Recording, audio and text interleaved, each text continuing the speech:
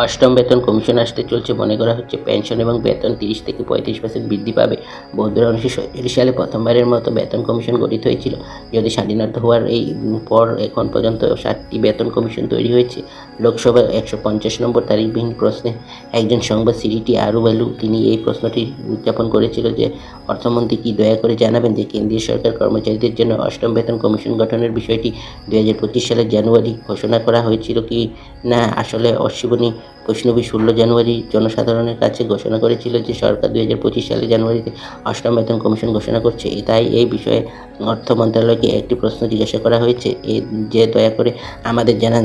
উত্তর অর্থ মন্ত্রণালয়ের পক্ষ থেকে শ্রী পঙ্কজ চৌধুরী দিয়েছেন। তিনি বলেছিলেন যে সরকার একটি গঠনের সিদ্ধান্ত নিয়েছে, একটি নৈতিক বেতন কমিশন গঠনের সিদ্ধান্ত